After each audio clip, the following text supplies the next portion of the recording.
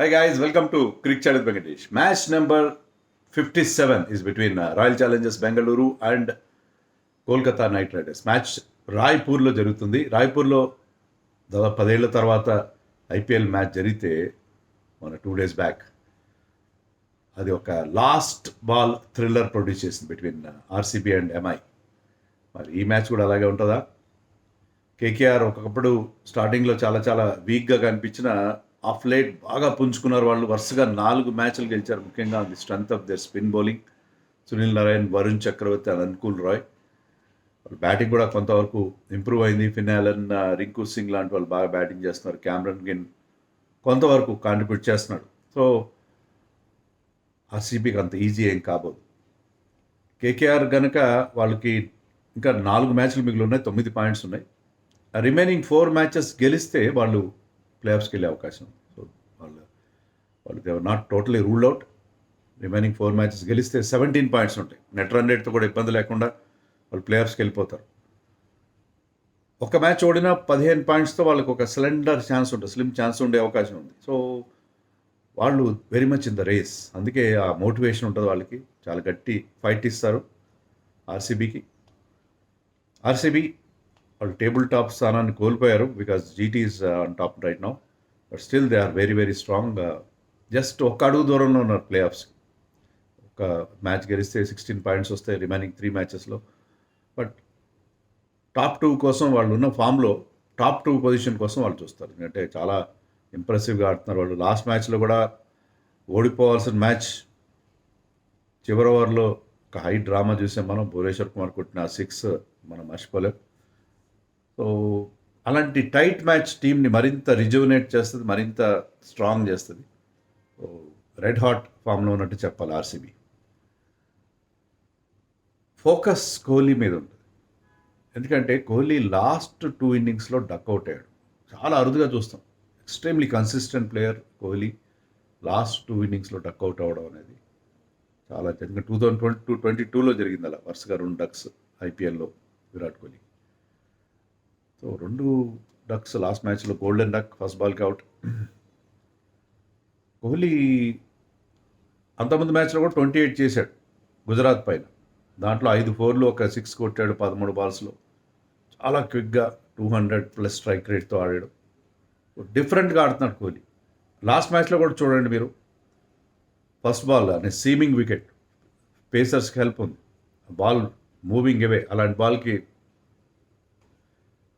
Crease నుంచి బయటకు వచ్చి పెద్ద షాట్ ఆడే ప్రయత్నం చేశాడు. లాఫ్టెడ్ డ్రైవ్ కొట్టే ప్రయత్నం చేశాడు, ప్రాపర్ కనెక్ట్ చేయలేకపోయాడు.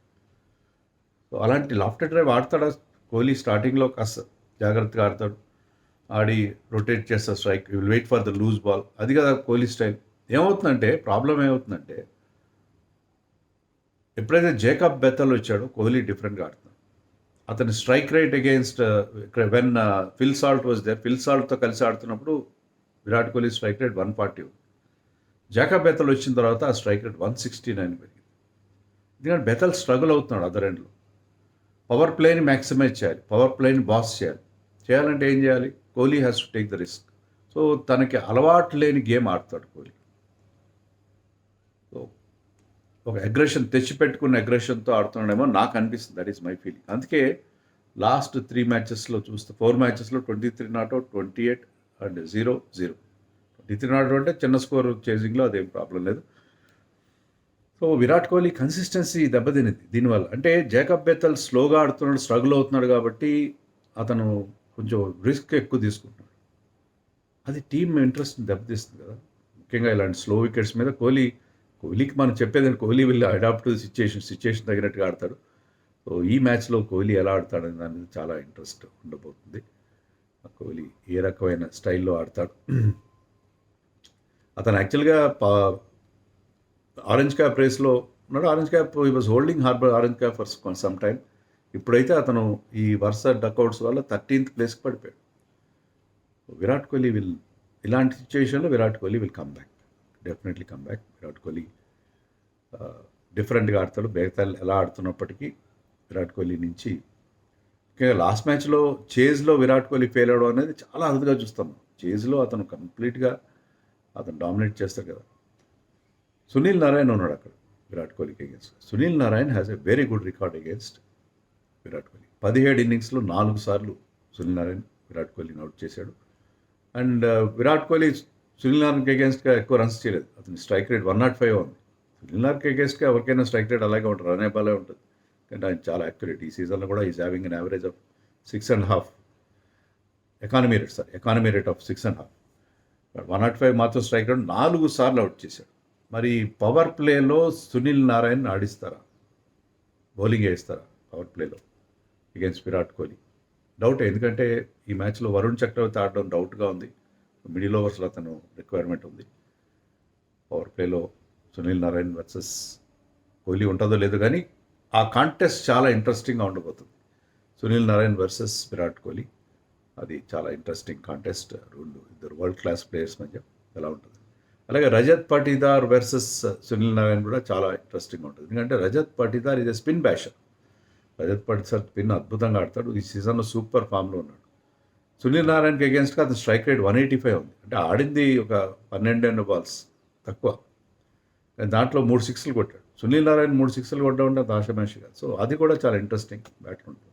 బట్ ఫోకస్ మాత్రం విరాట్ కోహ్లీ మీద ఉంటుంది. విరాట్ కోహ్లీ ఎలా ఆడతాడు, ఏ స్టైల్లో ఆడతాడు, మళ్ళీ అది అల్ట్రా అగ్రెసివ్ మోడ్లో ఆడతాడా లేకపోతే డిఫరెంట్గా ఆడతాడు. ఈ సీజన్లో అతని యావరేజ్ 40స్లో ఉంది. మామూలుగా లాస్ట్ 3 సీజన్స్ నుంచి అతని యావరేజ్ 50+ ఉంది. ఈ సీజన్లో అంత యావరేజ్ లేదు, కానీ స్ట్రైక్ రేట్ మీకు 160+ ఉంది. స్ట్రైక్ రేట్ బాగుంది, కానీ యూజువల్ కన్సిస్టెన్సీ లేదు. 3 మాత్రం 50s ఉన్నాయి. బట్ విరాట్ కోహ్లీ బ్యాడ్ ఫామ్లో ఉన్నాడు చెప్పడానికి ఏమాత్రం ఆస్కారం లేదు. అద్భుతమైన ఫామ్లో ఉన్నాడు, అద్భుతంగా is playing wonderfully well. But ఆ కన్సిస్టెన్సీ లెవెల్స్ తగ్గినాయి, స్ట్రైక్ రేట్ డిఫరెంట్గా ఉండడం వల్ల అని నాకు అనిపిస్తుంది.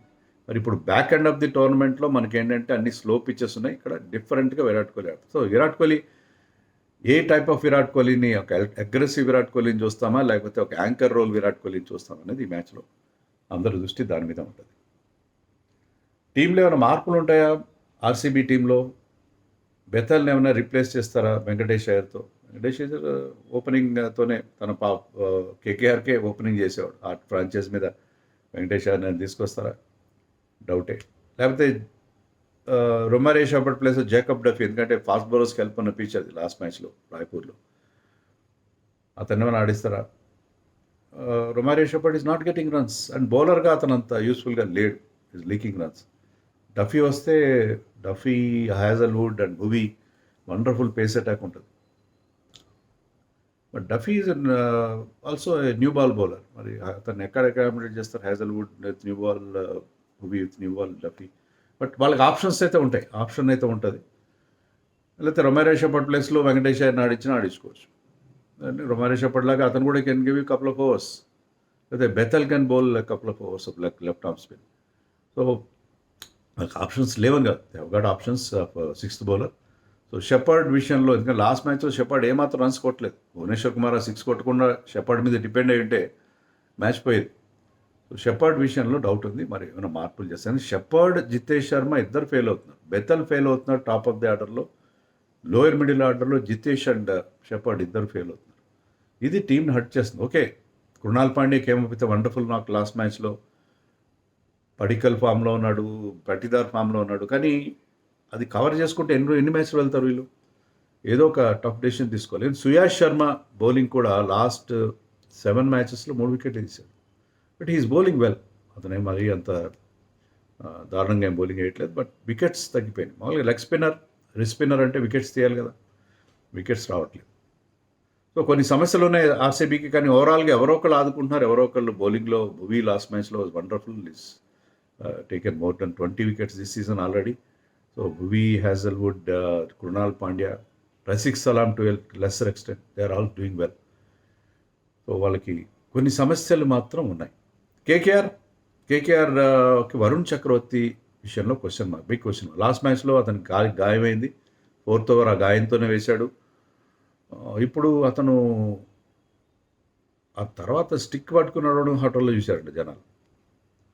అండ్ నిన్న ప్రాక్టీస్ సెషన్కి వచ్చాడు, కానీ ఏదో కొద్దిగా లైట్గా బౌలింగ్ చేశాడు. అతను రిస్క్ చేస్తారా? గాయంతో ఏదో పెయిన్ కిల్లర్ ఇచ్చి ఆడిస్తారా? ఎందుకంటే చాలా క్రూషియల్ ప్లేయర్ అతను. మరి ఈ మ్యాచ్ కూడా చాలా ఇంపార్టెంట్. మరి వరుణ్ చక్రవర్తి ఆడతాడా లేదని క్వశ్చన్ మార్క్ అలాగే ఉంది. వాళ్ళ అసిస్టెంట్ కోచ్ షేన్ వాట్సన్ కూడా ఏం చెప్పలేకపోయాడు, అతను ఆడతాడా లేదనే విషయాన్ని నేను ప్రెస్ మీట్లో ఏం చెప్పలేకపోయాడు. We're keeping our fingers crossed అని చెప్పి అతను చెప్పాడు. సో అతను ఆడకపోతే వాళ్ళు డెఫినెట్గా they will been facing lot of difference. ఎందుకంటే లాస్ట్ 4 మ్యాచెస్లో 10 వికెట్లు పడగొట్టాడు, సూపర్ ఫామ్లో ఉన్నాడు. సో వరుణ్ చక్రవర్తి ఆడకపోతే వాళ్ళ బౌలింగ్ కాస్త వీక్ అయ్యే అవకాశం ఉంది. మరి అలాంటప్పుడు మతీషా పతిరాన్ ఏమైనా ఆడిస్తారు వాళ్ళు. మతీషా పతిరాన్ ఇస్ ఫిట్ అని చెప్తున్నారు వాళ్ళు. బట్ అతను అకామిడేట్ చేయాలంటే ఎవరిని డ్రాప్ చేస్తారు? ఫినాలన్, సునీల్ నారాయణ ఉన్నాడు, ఎవరిని డ్రాప్ చేస్తారు వాళ్ళు? క్యామరన్ గ్రీన్ ఉన్నాడు, వాళ్ళు ముగ్గురైతే ఆడాలి కదా. పవల్ని డ్రాప్ చేయాలి. పవల్ని డ్రాప్ చేసి, పవల్ is bin doing well, fielding కూడా బాగా చేస్తారు, అతను మంచి క్యాచ్లు పడతారు. పవల్ ప్లేస్లో పతిరాన్ నడుస్తారు బౌలింగ్. ఎందుకంటే ఇక్కడ ఫాస్ట్ బౌలర్స్కి హెల్ప్ ఉంది రాయ్పూర్లో. సో పతిరానాన్ని ఏమైనా ఇంట్రడ్యూస్ చేస్తారా ఒకవేళ వరుణ్ ఆడకపోతే? లేకపోతే వాళ్ళకి స్పిన్ ఆప్షన్స్ కూడా ఉన్నాయి, Indian spin option. Prashant Solanki, Daksh Kamra లాంటి స్పిన్ ఆప్షన్స్ ఉన్నాయి. ఉన్న కొత్త స్పిన్నర్ని ఆడించే ప్రయత్నం చేస్తారా చూడాలి, మరి ఏం చేస్తారు కేకేఆర్. మనీష్ పాండే 11లో ఉన్నాడు, అతను బ్యాటింగ్ రావట్లేదు. బట్ దే డిపెండ్ ఆన్ ఫినాలన్ ఎలా ఆడతాడు? లాస్ట్ మ్యాచ్లో మంచి బ్యాటింగ్ ఫ్రెండ్లీ పిచ్ మీద అతను అదరగొట్టేశాడు, అద్భుతంగా ఆడాడు. బట్ రాయ్పూర్లో అంత బ్యాటింగ్ ఫ్రెండ్లీ పిచ్ కాదు అది. అక్కడ ఫినాలన్ ఎలా ఆడతాడు అనేది డౌటే. స్పిన్ బౌలింగ్ అగేన్స్ట్గా కూడా ఎలా ఆడతాడు అనేది కూడా డౌటే. Finn Allen is a very good player, on his day he can win you the match. But Finn Allen అన్నిసార్లు బాగా ఆడతాడు అనేది question mark. That is the big question mark. Okay, Rinku ఫామ్లో ఉన్నాడు, రఘువంశీ, రహానే లాంటి వాళ్ళు కాంట్రిబ్యూట్ చేస్తారు. వాళ్ళు బ్యాటింగ్లో కొంతవరకు సమస్యలు తీరినట్టుగా ఉన్నాయి. క్యామరన్ గ్రీన్ కూడా is contributing nowadays. But బౌలింగ్లో సునీల్ నారాయణ్, అనుకూల్ రాయ్, వరుణ్ చక్రవర్తి ఆప్షన్స్ని కవర్ చేస్తారని చూడాలి. వైభవ్ అరోరా ఎలా బౌలింగ్ చేస్తారు. Kartik Tyagi has been doing well. So interesting ఉంటుంది మ్యాచ్ డెఫినెట్గా. పిచ్ డెఫినెట్గా బ్యాటింగ్ ఫ్రెండ్లీ అయితే ఉండదు. రాయ్పూర్లో మనం చూసిన లాస్ట్ మ్యాచ్లో కూడా 166 ఎంతో చేశారు ముంబై వాళ్ళు. దాన్ని చేంజ్ చేయడానికి ఈవెన్ ఆర్సీబీ స్ట్రగుల్ అయింది. సో హై స్కోరింగ్ ఉండదు, సేమ్ పిచ్ అయినా వేరే పిచ్ అయినా ఐ థింక్ లో స్కోరింగ్గానే ఉంటుంది.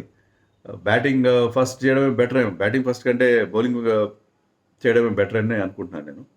RCB will start as favourites without any doubt. RCB will definitely start as favourites ఈ మ్యాచ్లో. And Sunil Narine is having Sunil Narine is the key person. ఎందుకంటే ఎక్కువ wicket తీయట్లేదు కానీ చాలా ఎకనామికల్గా బౌలింగ్ చేస్తారు. సునీల్ నారాయణ్ మీద ఆధారపడి ఉంటారు ఒకవేళ కేకేఆర్ గెలవాలంటే. But RCB will definitely start as favourites in this match.